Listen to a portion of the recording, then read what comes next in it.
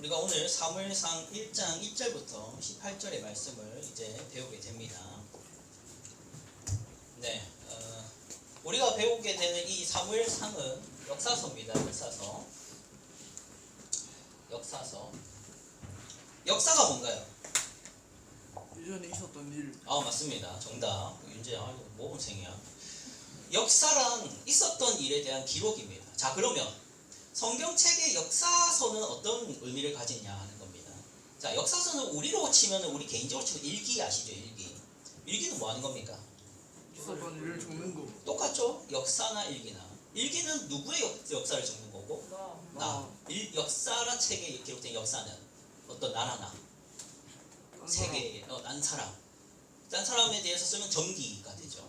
자, 여러분, 이게 일기나 역사나 사실은 본질상 같습니다. 무언가를 기록하는 거죠. 그거를 좀 철학적으로 표현하면 있게 멋있게 얘기하면 시간을 기록하는 거. 멋있지 않냐? 나의 시간을 기록하는 것은 뭐다? 일기가 되는 거고, 나라의 시간을 기록하는 것은 역사가 되는 겁니다. 그럼 성경에도 역사서가 있다는 거죠.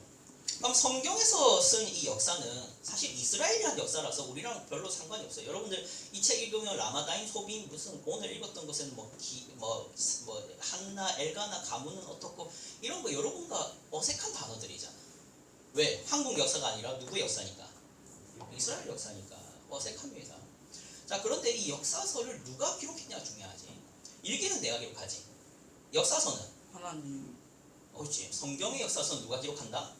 이게 중요해요. 자, 여러분, 일기를 쓸 때는 우리가 잘 보세요.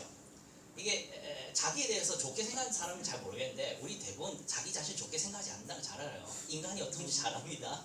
자, 일기를 우리가 나한테 유리하게 쓸까 아니면 나한테 최악으로 쓸까? 보통 유리하게 쓰지.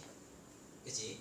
좋은 기억들은 잘 넣고 내가 죄 짓고 누구 때리고 옆 사람 치고 하는 거는 일기에 기록한다 안 한다? 안 해요. 왜? 객관적이 잘 안 돼요. 그래서 역사도 마찬가지인데, 자 보세요. 이게 중요합니다. 성경책은 역사를 왜 기록하는가 하는 거예요. 이스라엘이라는 국가의 역사를 왜 기록하냐. 간단히 말하면 이겁니다.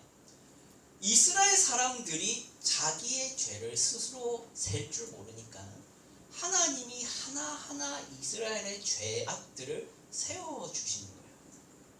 그게 성경의 역사서의 의미입니다. 여러분들 성경의 역사서를 읽으면서 배울 점이 있다고 생각하는 것만큼 잘못 성경 읽는 사람이 없어요. 성경 보면서 구약의 인물들 나오죠? 성경의 인물들. 여러분 역사서에 나오는 성경의 인물 아는 사람 한 명 있어요? 잘 없죠? 있어. 누구? 하나님. 하나님은 신이 그거 인물. 유다. 또 다로 시작해. 다윗도 있지. 다 알잖아. 알긴 알잖아. 골리앗. 그 사람들 보면서 내가 뭔가 배울 게 있다고 이거 성경에 기록한 게 아니에요. 하나님이 뭘 하신다? 스스로는 자기 죄를 셀 줄 모르는 사람들을 대신해서 뭘 하신다? 대신 그들의 죄를 하나하나 열거해 주시는 게 성경의 역사서입니다. 그래서 우리가 역사서를 보면서 뭘 배워야겠죠, 그러면은? 죄를 배워야 돼요. 이해되시겠죠? 자, 우리가 예수를 왜 못 믿냐면요, 내가 죄인이라고 인정이 안 돼서 그렇습니다. 예수가 왜 필요 없냐? 내가 죄를 해결할 필요가 없으니까 예수가 필요가 없는 겁니다. 다 뭘 모르면 예수를 못 믿냐면 죄를 모르면 예수를 못 믿습니다. 그래서 역사서는 아주 중요한 책이죠. 내가 내 죄를 인정 안 하는 것들을 하나님이 손수 대신 나열해 주는 게 역사서입니다. 그래서 오늘 우리가 보는 역사서의 이름은 사무엘상이라고 하는데요. 우리는 오늘 책을 통해서 죄를 발견해야 돼요. 우리가 인정하지 못하는 죄에 대한 발견들을 해야 됩니다.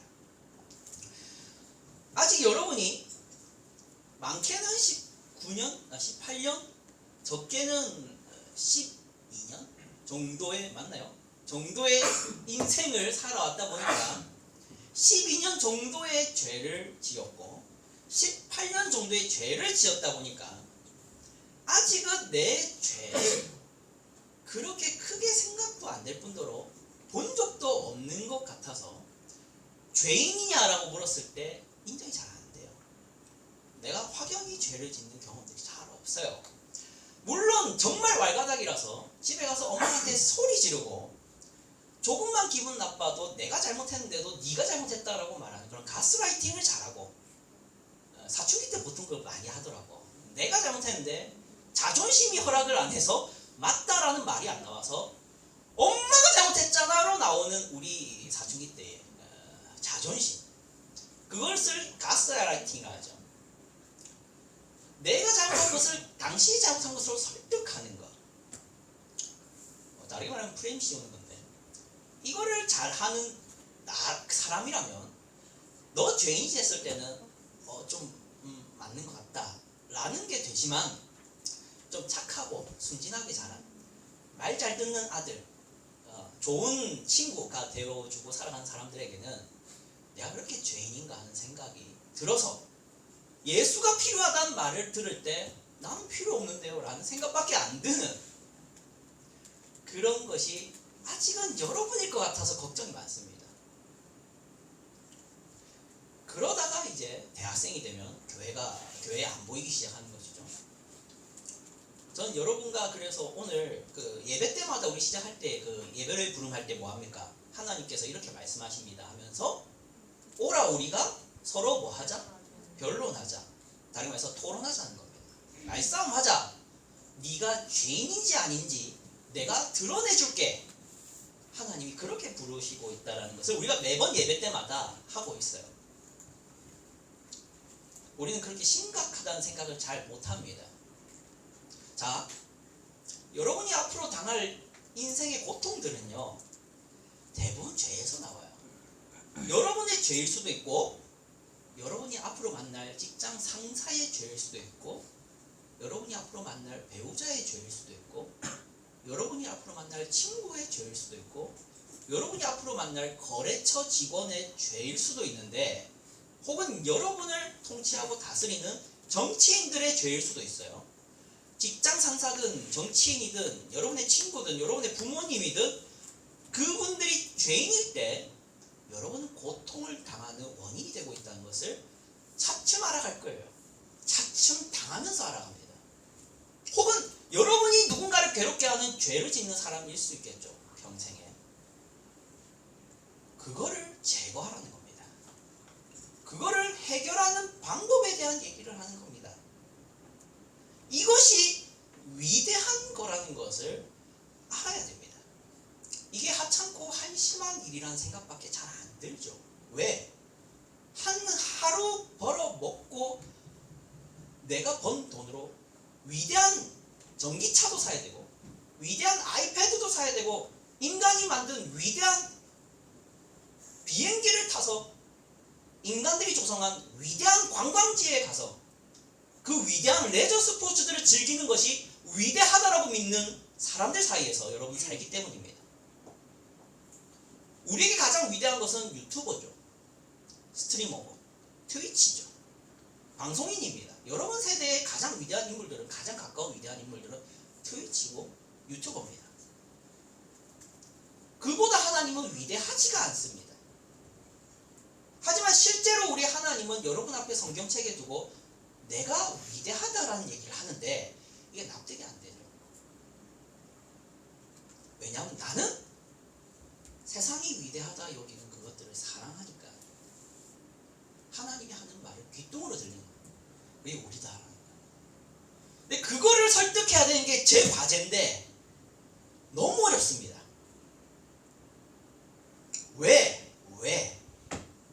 여러분은 학원에 쓰는 시간에 10분의 1도 성경을 읽는데 안 쓰거든요. 제가 오늘 사무엘상을 아무리 얘기해봤자 여러분 라마다임 소빙이 뭔지 모릅니다. 그렇죠?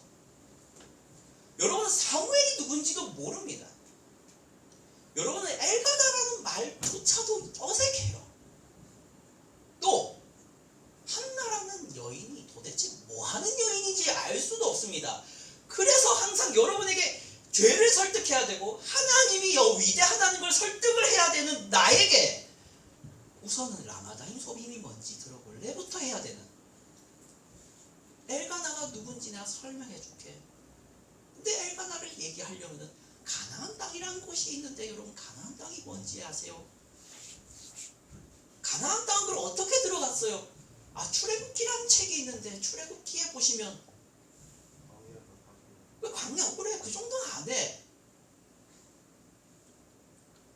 그게 우리의 수준입니다.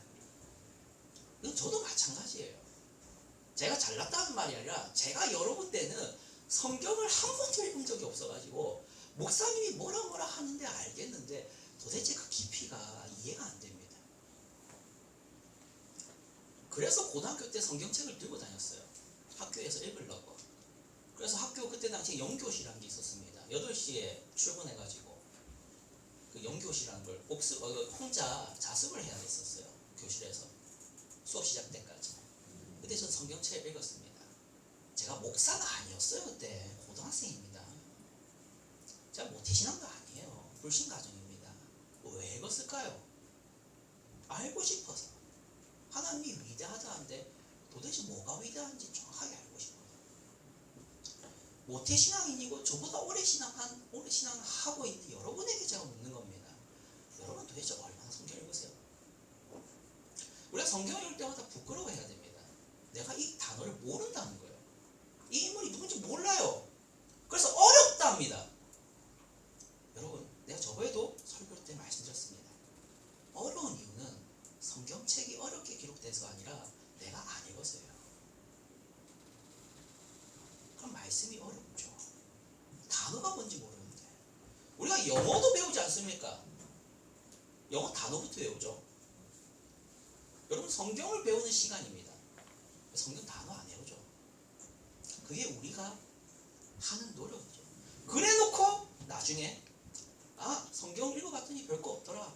교회 다녀봤더니 별거 없더라. 한심한 사람들이 모여서 자기들끼리 정신승리하는 곳이 교회더라. 이렇게 말하며 욕하고 있습니다. 그게 대부분의 젊은이들이죠. 오늘 설교를 시작하면서 이 얘기로 시작하는 이유가 여러분이 여기서 예외될 거라 생각 안 돼서요. 여러분은 오늘 사무엘상을 읽으면서 하나도 이해가 안 될 겁니다. 그리고 제가 설교를 할 때도 단어 하나하나부터 설명해야 돼요. 근데 이 상황 자체도 하나님이 여러분에게 주시는 말씀입니다. 너희는 나를 사랑하지 않는다. 너희는 세상을 사랑한다. 나에게 쓰는 시간을 너희 학원 선생님한테 써봐라. 혼난지 안 나는지. 혼난다는 겁니다. 그게 우리를 향한 하나님의 정죄죠. 그래서 우리는 성경책을 읽을 때마다 부끄러워해야 됩니다. 물론 아직 교회를 다니지 얼마 안 된 분들은 변명의 여지가 많습니다. 특히 오늘 나오신 분은 더 아직은 괜찮다 생각할 수 있습니다. 왜? 당연한 겁니다. 이제 나왔는데 당연히 모르고 당연히 알 수 없죠. 애초에 여기 내가 왜 앉아있냐 이 생각부터 합니다. 그래서 너무 미안한데 이게 교회입니다. 이게 교회입니다. 교회는 와가지고 여러분 즐겁게 하는 장소가 아닙니다. 하나님이란 신이 있는데 그 분이 예배받고 경배받아야 되는 장소가 교회입니다.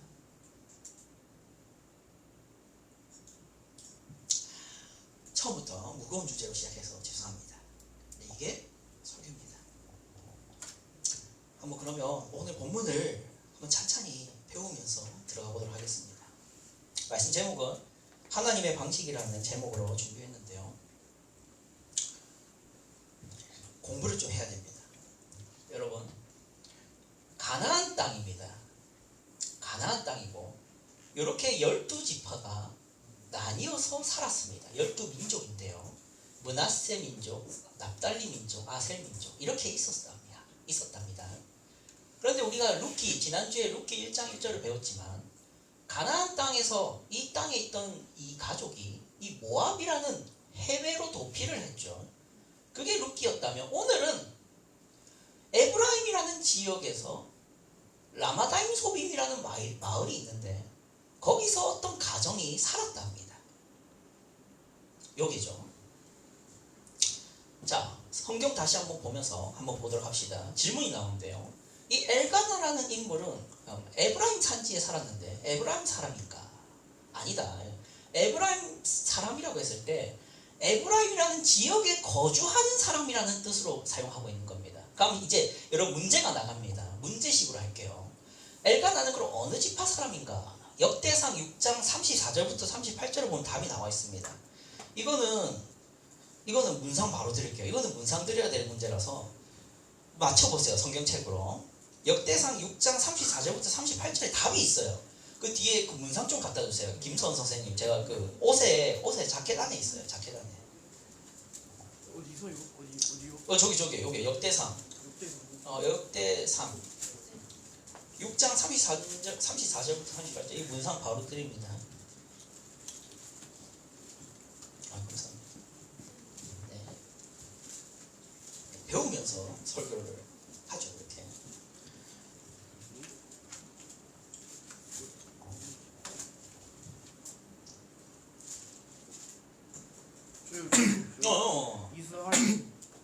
이스할. 이스할 사람이라고? 이스라엘 사람. 땡. 어느 지파 사람이냐는 거죠. 12지파 중에서 하나. 어느 지파 사람인지. 수인이. 레위 지파. 정답. 박수. 수인이 손 들면 소리가 들린다. 맞출 것 같다 그런가? 문상 드릴게요. 앞으로 나와주세요. 이거는 어려운 문제니까. 감사합니다. 이 설교 아주 중요한 질문이었어요. 레위 지파 사람입니다. 레위 지파. 자, 레위 지파인데 에브라임 지파에 사는 거예요. 가족 구성원은 첫째 아내가 있고 둘째 아내가 둘입니다. 아내가 둘. 부러워요? 네. 그래 더 힘들 거야. 한번 해보란 말은 못하겠고 더 힘들 겁니다. 자, 그런데 여기서 이제 이런 게 있죠. 이 레위 지파는 그럼 잘 보세요. 이 땅 중에서 레위라는 이름이 적힌 땅이 있어요? 없죠. 레위만 땅이 없어요. 레위만 하나님이 땅을 안 주셨어요. 그럼 뭘 주셨느냐? 이거 보이죠? 이쪽 지역에 13개 도시를 줍니다. 그리고 이쪽 지역에 10개의 성읍을 주고 이쪽 지역에 12개, 13개 이렇게 총 몇 개? 더 빨리 한 사람 48개. 오 정답. 48개의 성읍을 줘서 거기서만 살아야 됩니다. 레위 지파는. 자, 그런데 이거죠. 이 엘가나 가정은 어디 살았다? 이게 저 48성읍에 안 속합니다. 자, 다르게 말해서 하나님이 레위 지파에게 주신 이 48성읍에 이 라마다임 소빔이라는 지역은 없어요. 그 말인즉슨 뭘까요? 살면 안 되는 곳에 갔다는 거예요. 가족 다 같이 갔다는 거예요. 자, 그러면 여기서 이제 질문이 나옵니다. 자, 이거 맞춰보세요. 레위는 왜 자기 성읍을 떠나야 했을까? 그러니까 정해진 성읍에 살아야 되는데 거기서 안 살고 라마다임 소빔이라는 곳으로 이사 갔다는 거잖아요. 왜 그랬을까?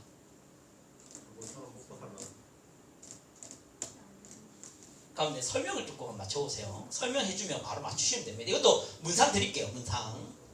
자, 설명.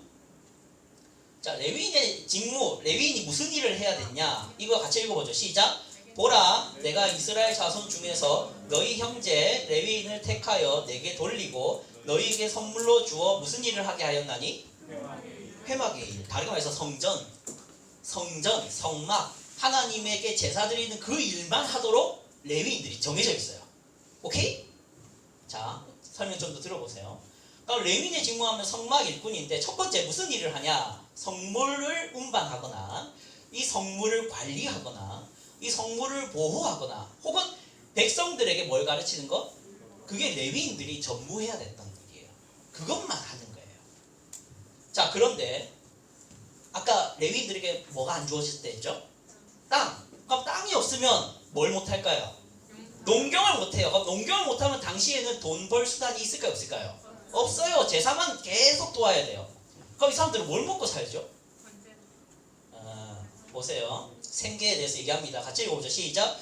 여호와께서 또 아론에게 이르시되 너는 이스라엘 자손의 땅에 기업도 없겠고 그들 중에 아무 분깃도 없을 것이나 내가 이스라엘 자손 중에 내 분깃이요 내 기업이니라. 내가 이스라엘의 11조를 레위 자손에게 기업으로 다 주어서. 자, 뭘 준다? 11조. 자, 그러니까 이런 거예요. 이스라엘 백성들이 줘야 하나님께 드려야 됐던 게 크게 세 가지인데요. 첫 번째, 뭘 하나님께 드려야 됐다? 지성물. 이게 뭐냐면은 제사 제물 드리면 남는 게 있잖아. 고기를 드리든 뭐 곡물을 드리든 그거를 레위인들 줄 수 있어요. 또 두 번째, 뭐? 11조. 지금 우리 11조 힘들다 하는데 그때 더 심했습니다. 첫 번째 무슨 11조가 있었을까요? 구약시대에 소득의 11조. 두 번째 감사의 11조. 또 구제할 때도 11조 따로 떼야 돼요. 누구 도울 때도. 힘들죠. 이거를 하나님께 드려야 되는데 이걸 누가 가져갈 수 있었다? 이 11조를? 하나님이 그걸 갖고 있는 게 아니라 레위인들에게 넘겨집니다. 세 번째 뭐? 첫 열매. 한 해에 뭔가 농사를 하든 아니면 동물을 키우든 첫 번째 낳는 거 있잖아. 그거는 누구 줬다? 하나님. 근데 그걸 누가 가져갈 수 있었다? 레위인. 이렇게 그러면 레위인들은 이스라엘 백성들이 주는 걸로 생계를 유지하겠죠. 자, 오케이. 여기까지 따라왔죠? 그럼 이제 맞춰보세요. 맞춰보세요. 먹고 살라고. 그러니까 아까 설명드렸잖아. 구체적으로 이유가 뭘까? 이 엘가나 집안이 그러니까 숲 때부터 라마다임 소빔으로 살던 지역을 벗어나서 가야 됐다잖아. 살던 지역을 떠나야 했다 했잖아. 그러니까 이유가 뭘까? 아까 생계 얘기 들었잖아. 수욕이. 주용이 돼봐. 내가 그 얘기하려고 했는데. 그래? 둘이 진짜 동시에 들어가지고 둘 다 줄게. 오케이, 앞으로 나오세요. 네. 이거는 누구 주고 하면은 불공평하다. 안 된다. 수영이 나오고 주용이도 나와. 주용이 진짜 하루에 한 10번 드는데 미안하다. 내가 항상 안 시켜서. 자, 오늘은 어려워서 문상을 자꾸 드리는 겁니다. 자, 아까 뭐라 했어요? 수영이 정답 뭐라 했어요? 누가? 그렇지. 이스라엘 백성들이 안 주니까 이 사람들이 그 마을에서 살 수 있어요. 그러니까 어떻게 해야 돼? 주는 대로 어떻게든 떠돌아다녀야 돼. 떠돌아다니면서 당신은 줄 수 있습니까? 물어야지. 여기서는 나한테 생계를 책임져 줄 겁니까? 이렇게 떠나다니다가 이 엘가나 집안이 거기까지 간 거예요. 자, 여기서 우리 교훈 바로 받을 수 있습니다. 교훈 바로 해도 되나? 교훈 바로 합시다. 까먹을까봐 그냥 다 하고 갈랬는데. 첫 번째 이거예요. 자, 레위 지파는 무슨 일을 전무해야 됐죠? 성전. 그럼 이스라엘 백성들은 그 레위인들의 생계를 책임져야 됐죠. 자, 그런데 이스라엘 백성들이 책임을 졌다 안 졌다? 그럼 다른 말로는 이 이스라엘 백성들은 성전에 대해서 관심이 없다는 거예요. 다르게 말해서 하나님의 성전을 위해서 이스라엘 백성들이 할 수 있었던 것은 레위인들의 생계를 책임지는 겁니다. 그렇죠? 이 사람들이 생계를 책임 안 지니까 레위인들이 어떻게 해야 됐었어요? 살려면 떠나야 되잖아. 자, 이것 중에서 우리가 교훈을 받을 수 있는 건 이겁니다. 우리가 무책임하다는 거예요, 신앙인들이. 그러니까 뭐에 대해서 무책임하냐? 내가 다니는 교회에 대해서 관심이 없습니다. 내가 소속된 공동체에 대해서나 내가 믿고 있는, 내가 신앙하고 있는 이 교회에 대한 애정이 없어요. 다르게 말해볼까요? 이렇게 말해보죠. 우리는 내가 누군가를 이 얘기 해도 되나? 내가 누군가를 전도해왔는데 이 친구가 여기서 적응 잘하고 예배 잘 드리고 하나님을 믿게 되는 것을 위해서 그 이상의 노력은 안 합니다. 그러니까 제가 누군가를 전도해왔을 때 항상 마음에 전전긍긍했던 게 뭐냐면은 이 친구가 떠날까 봐요. 금방 떠날까 봐. 또 한 개 더 있습니다. 다른 사람이 전도해온 사람이 있다는 걸 내가 봤을 때도 내가 전도한 사람이 아니더라도 얘가 여기에 꼭 정착했으면 좋겠어요. 그래서 어떻게 하냐? 인사합니다. 어색하지 않게. 이곳이 어색해서 떠나지 않게 가서 인사합니다. 어떻게 왔냐? 잘 지냈냐? 어색하냐? 필요한 거 있냐? 도와줄게 합니다. 왜? 왜? 이 공동체에 얘가 적응했으면 좋겠어서. 그게 책임감입니다. 그런데 우리는 안 하죠. 이 사람이 이 공동체에 와서 떠나든 예배를 잘 드리든 관심이 없습니다. 그게 무책임이라고요. 여러분들은 지금 이스라엘 백성들처럼 돈 벌어가지고 레위인들 돈 줘라 이런 적용할 건 아닙니다. 최소한 여러분이 할 수 있는 걸 하십시오. 그게 뭡니까? 이 교회가 어떻게 하면 더 아름다워질 수 있을까 하는 거예요. 거기에 대해서 우리는 관심이 없어요. 자, 여러분은 아직 경험이 없겠지만 어른들은 이런 사람들이 있습니다. 교회라는 곳을 유지하는 거는 저 어른들이 돈 내고 목사님이 투잡을 끼워서 월세 내고 전기세 내는 것이고, 그리고 장로님들이 권사님들이 돈 번 거 그거 헌금 해가지고 이 교회에 세금 내고 이 교회 건물을 짓는 것을 그 사람들이 하는 거고, 나는 가서 예배 드리고 나오면 되는 거지. 이게 서울에서 신앙생활하는 사람 대부분이고 지방도 마찬가지입니다. 초대형 교회에 우리 신앙 선배들이 목숨 걸고 자기 돈 다 내서 교회 건물 짓고 키우고 유지하고 전기세 내고 중고등부 청년부 선교 간다 하면 선교비 내주고 수련회 간다 하면 수련회비, 과일 가게 장사해서라도 신문지를 팔든 음식을 조리해갖고 식당에서 뭔가 하나 요리할 때 땀 뻘뻘 흘리면서 우리 권사님들이 번 돈 그거 여러분 수련회 가게 하는데 쓰는 거예요. 그런데 이렇게 잘하다가 이제는 다른 사람들이 교회를 그렇게 유지하는 거고 나는 가서 그냥 예배드리고 나오면 되는 거지. 이렇게 됩니다. 이게 어른들의 현실이에요. 여러분은 그렇게 안 될까요? 여러분은 어떻게 하면 그렇게 될까요? 지금 중고등부에서 나의 역할을 안 할 때입니다. 전 여러분에게 일을 시키는 거 싫어해요. 차 한 팀 해라. PPT 만져라. 임원들 일해라. 하는 거 진짜 싫어합니다. 왜 싫어하냐? 그게 하기 싫은 사람 억지로 시켜서 떠나게 만들까 봐. 율법적으로 해야지. 왜 안 해? 순종해. 정말 싫어합니다. 하고 싶으면 하세요. 그런데 왜 안 합니까? 언제까지 안 하시겠습니까? 언제까지 옆 사람한테 인사할 생각도 안 합니까? 언제까지 저기에서 외롭게 우울하게 있는 사람들한테 가서 말 한마디 안 걸 겁니까? 제가 여러분들 이거 왜 안 쳐놨다고 생각하세요? 이거 왜 이렇게 붙여놨다 생각하세요? 친해지라고. 그렇죠. 여러분들 붙여놓으면 더 떠들까요? 안 떠들까요? 떠들어요. 더 장난칠까? 안 칠까요? 떠들어요. 제가 모를까요? 알죠. 중요하지 않았어요. 저한테는. 떠들어도 돼요. 근데 좀 친해지세요.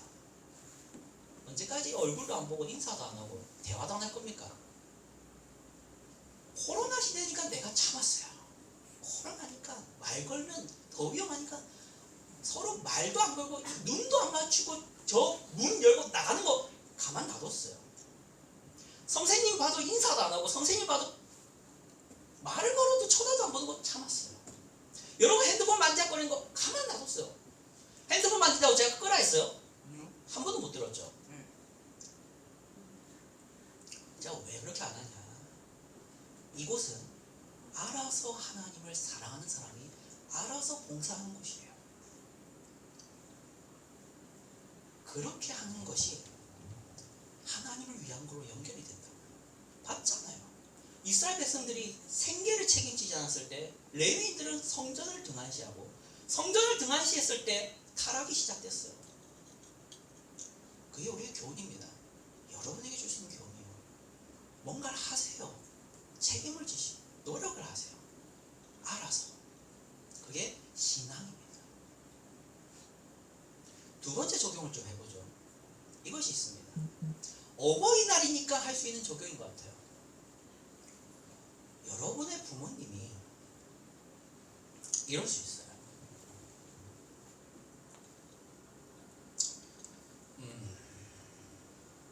자, 이걸 한번 봅시다. 어떤 또 레위인 이야기가 또 나옵니다. 같은 시대의 레위기 이야기인데요. 같이 읽어봅시다. 7절부터 10절인데요. 시작. 유다 가족에 속한 유다 베들레헴에 한 청년이 있었으니 그는 레위인으로서 거기서 거류하였더라. 그 사람이 거주할 곳을 찾고자 하여 그 성읍 유다 베들레헴을 떠나가다가 에브라임 산지로 가서 미가의 집에 이르매 미가가 그에게 묻되 너는 어디서부터 오느냐 하니 그가 이르되 나는 유다 베들레헴의 레위인으로서 거류할 곳을 찾으러 가노라 하는지라. 미가가 그에게 이르되 네가 나와 함께 거주하며 나를 위하여 아버지와 제사장이 되라. 내가 해마다 은 10과 의복 1벌과 먹을 것을 주리라 하므로 그 레위인이 들어갔더라. 아멘. 이건 어떻게 적용할 수 있냐? 여기도 레위인 나오죠? 레위인도 어떻게 하고 있어요? 이 레위인도 거리를 찾고 있어요. 왜 찾고 있을까요? 똑같이? 그치, 먹을 걸 책임 안 져주니까. 또 자기의 먹을 걸 생계를 책임져 줄 곳으로 가서 뭔가 해보려고 가는 겁니다. 자, 그런데 미가라는 사람이 어떻게 해요? 그러오라 하죠. 뭘 주면서? 물질들을 주겠다 합니다. 오케이? 자, 보세요. 근데 미가가 자, 레위인들에게 주어질 수 있었던 건 3가지였죠. 첫 번째 뭐? 11조 또 첫 열매 또 지성물. 근데 지금 이 미가는 어떻게 하고 있어요? 그러니까 내가 월급 줄게예요. 그러니까 제사를 드려서 줄게가 아니라 하나님께 드리는 걸 너에게 줄게 이게 아니라 내가 직접 줄게예요. 그래서 뭐 해라고 해요? 나를 위하여 뭘 해라? 제사장이 되라. 누구를 위해 제사장이 되는 거예요 원래는? 근데 미가는 뭘 요구해요? 나를 위해서. 자, 여러분 거의 여기까지 얘기하면 다 못하고 끝날 것 같은데, 자, 이거 중요한 현실입니다. 아까 우리 역사서는 우리의 죄들을 나열하는 하나님의 정죄라고 했습니다. 일기라고 했습니다. 여기서 들어가는 우리의 현실은 이거예요. 신앙인들 중에 이런 사람들이 있습니다. 목사님을, 교회를 내 입맛대로 좌지우지하려는 존재들이 있어요. 내가 돈을 주고 내가 생계를 책임져 줄 테니 너는 내 제사장이 되라. 그죠? 교회를 자기 마음대로 좌지우지하려는, 성경대로가 아니라 자기 마음대로.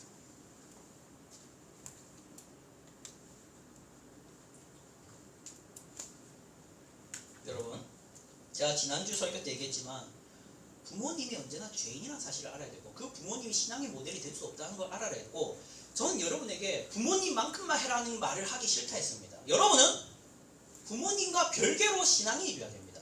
자, 그런 여러분에게 오늘 말씀을 통해서 레위인을 통해서 배울 수 있는 게 뭐냐면, 여러분의 부모님이 교회를 좌지우지하려 하거나 교회의 목사님에게 혹은 교회 운영에 이렇게 해야지 내가 돈을 주는데, 내가 헌금을 이만큼 내는데 이렇게 교회가 진행돼야지 하는 부모님이 있다면 냅두지 마십시오. 그게 효도입니다. 효도가 뭡니까? 나의 부모님이 하나님을 제대로 믿게 되는 게 효도입니다. 그럼 여러분이 그거를 한마디를 할 수 있으면 좋겠어요. 아니, 전도사님, 제가 어떻게 해요? 우리 엄마 아빠, 나보다 신앙생활 오래 하는 우리 엄마 아빠한테 그런 얘기를 함부로 합니까? 누가복음 14장 26절 같이 읽어보죠. 시작. 무릇 내게 오는 자가 자기 부모와 처자와 형제와 자매와 더욱이 자기 목숨까지 미워하지 아니하면 능히 내 제자가 되지 못하고입니다. 부모를 미워해라 이런 얘기가 아니죠. 부모님을 사랑해서 해야 될 말을 안 하는 거 말하는 겁니다. 해야 될 말을 안 하는 거. 여러분에게 벌써 그런 말을 하냐? 무슨 이런 아이들 데리고 무슨 그런 얘기까지 하시냐? 아니, 전도사님 무슨 부모님을 그렇게까지 말을 하시냐? 이런 생각 하실 수 있는데 아닙니다. 여러분은 신앙인이에요. 여기서 세례받은 사람 손 들어보세요. 세례받은 사람. 세례받은 사람. 입교까지 다 한 사람 손 들어보세요. 입교 안 됐잖아. 세례받은 사람 손 들어보세요. 세례 있죠? 세례받은 사람 있죠? 입교는 안 해. 여러분은 영적으로 성인이라고 세례를 받는 겁니다. 요새도 세례 아니야? 여러분이 세례를 받았으면 투표권도 있어요. 사실은 투표할 수 있어요. 저기 가서. 근데 그거 안 하죠. 근데 여러분은 사실 성인입니다. 영적으로. 그럼 여러분이 독립적으로 신앙을 옳고 그름을 위해서 노력하셔야 돼요.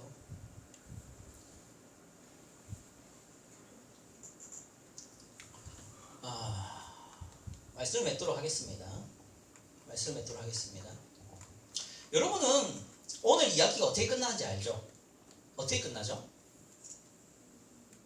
어떤 한 여인이 나와요. 한나라는 여인이 나오죠. 한나가 어떤 상황이었어요? 아기를 못 가지게 했죠. 근데 누가 그렇게 했다고 합니까? 그걸 이상하게 생각하실 줄 아셔야 됩니다. 여러분, 하나님이 이 타락한, 영적으로 타락하고 종교적으로 타락한 이 이스라엘에게 하신다는 일이 애 못 낳게 하는 일이에요. 이게 납득이 되세요? 여러분 이상하게 생각하셔야 돼요. 하나님 무슨 일을 이렇게 하시냐 이런 생각이 들어야 됩니다. 자, 그러면 하나님 왜 애를 못 가지게 했을까요?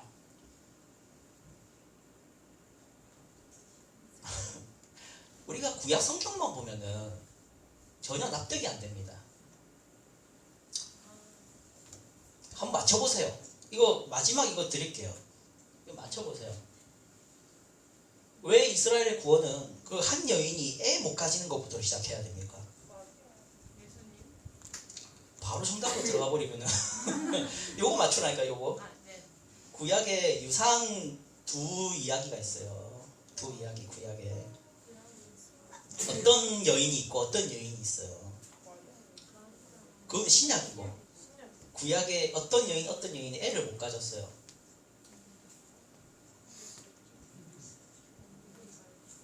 창세기에 하나 있고 창세기 둘 있구나. 창세기 10, 12, 13, 12장, 14장 이쯤에 있어요. 하나 얘기해보세요. 사라. 하나 더 얘기해야지. 그거는 한 38장, 39장, 37장쯤 가면 있어요. 35장에도 있을 거예요. 그 여러 번 나옵니다. 35장에도 있고 37장쯤에 있을 거예요. 애를 자꾸 못 가지는 여인이 있을 거예요.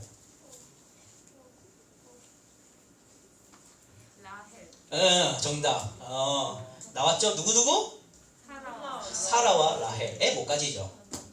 그 누가 못 가지게 했을까요? 하나님밖에 없지. 왜 그렇게 일하냐는 거야 도대체가. 이해가 안 되지. 근데 오늘 또 누가 나왔죠? 한나도 애를 못 가져요. 근데 그를 통해서 구원이 이루어지죠. 나중에. 이게 신약 성경으로 가면 하나만 나와요. 뭐만 나옵니까? 마리아의 결혼도 안 했는데 누굴 낳죠? 예수님 낳죠. 결국 여기로 갑니다. 하나님이 이스라엘을 구원하는 방식은 하나입니다. 구약 성경에는 뭐 사무엘이 어떻게 했다 이렇게 하는데 그거는 하나 말하는 거예요. 신약 성경으로 와서. 누구? 예수님. 자, 여러분을 구원하기 위해서 하나님이 사용하신 방법은 하나입니다. 예수님입니다. 우리는 다양한 구원을 바랄 수 있죠. 돈을 달라 하거나 직업을 구하게 해달라 하거나 아니면 내가 싫어하는 저 사람을 죽여주거나 아니면 내가 미워하는 이 사람에게 벌을 내려서 번개가 치게 하거나 아니면 내 건강이 회복되거나 이게 나의 구원의 바람이라면 내가 원하는 구원 방식이라면 내가 하나님께 기대하는 하나님의 일하시는 방식은 하나같이 그래요. 성적이 잘 나와서 나를 구원해 주거나 하여튼 그런 걸 바라는데 하나님이 제시하는 구원 방식은 하나밖에 없습니다. 예수입니다. 어쩔 거예요? 이걸 어떻게 할 거예요? 예수가 어떻게 나를 구원합니까? 이렇게 타락한 이스라엘에 한나라는 사람을 통해서 나오는 아이가 어떻게 이스라엘을 구원합니까? 여러분이 앞으로 죄를 짓고 타락을 하든 종교적으로 가짜 신앙인이 되든 아니면 세상 사람보다 더 악하게 살고 죄를 짓든 간에 하나님은 그것을 이렇게 잡아가지고 머리끄댕이 잡고 막 때리고 이렇게 하시는 식으로 해결하시는 분이 아니라 그 앞에 십자가를 세워놓고 끝입니다. 죄를 짓는 여러분 앞에 예수의 고통당한 그의 등가죽과 피 흘리는 그의 머리와 못자국 난 그의 손과 매달린 그의 축 처진 그의 육체를 여러분 앞에 세워두는 것이 하나님이 여러분을 구원하는 유일한 방법입니다. 그거를 믿느냐 믿지 않느냐. 내가 오늘 이렇게 살고 앞으로도 살아갈 이 죄 때문에 내 아들이 이렇게 처참하게 얻어 터졌다. 이게 여러분을 구원하는 유일한 하나님이 제시하는 방식입니다. 여러분에게 돈을 주거나 건강을 주거나 문제를 해결해 주는 방식으로 여러분을 구원하시지 않습니다. 절대 그렇지 않습니다. 하나님이 천사를 보내서 여러분이 미워하는 사람을 제거해 주지 않습니다. 하나님이 수호 천사를 보내서 여러분의 건강을 회복시켜 주는 방식으로도 여러분을 구원하지 않습니다. 여러분이 돈이 없어서 힘들 때에도 여러분에게 돈을 주는 방식으로 여러분을 구원할 리가 없습니다. 하나님은 하나밖에 제시 안 합니다. 아이를 못 낳는 여인이 아이를 낳았도다. 그의 이름은 예수라 하라. 그 이름의 뜻은 구원자라. 그가 모든 인류의 죄를 지고 십자가에 달려 죽었느니라. 이를 믿는 자마다 그의 죄를 대신하신 나의 아들 예수 때문에 그를 심판하지 않겠다. 내가 그를 내 아들같이 대하겠다. 이게 하나님이 여러분에게 제시하는 유일한 구원이라는 것을 오늘 사무엘상이 얘기하고 있다는 것을 여러분 믿고 신앙생활 하시는 여러분 되길 바랍니다. 기도하겠습니다. 하나님 아버지 감사합니다.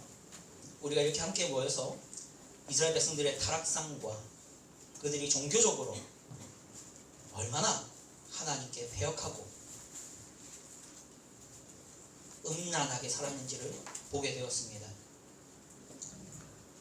이스라엘 백성들은 하나님의 성전은 안중에도 없고 하나님의 일꾼이라고 세워놓은 레위인에 대해서도 아무 관심이 없이 자기들이 하고 싶은 것을 하고 살아가듯이 우리도 또한 관심이 없이 이 교회에 대한 애정도 없이 하나님이 세우신 예수 그리스도의 피로 세우신 이 교회에 대한 어떠한 희생도 책임감도 없이 그저 왔다 갔다 하는 것이 우리의 최선으로 우리가 살아가지만 하나님은 예수님을 보내셔서 우리의 죄를 덮으시고 우리의 죄를 대신해서 죽이심으로 나를 구원하시는 하나님인 줄을 보게 되었습니다. 우리가 이 십자가를 믿게 하시고 십자가로 말미암아 우리를 구원하신 하나님께 영광 돌리고 찬송하는 저희 모두 되게 하여 주시옵소서. 예수 그리스도의 이름으로 기도드립니다. 아멘. 아멘.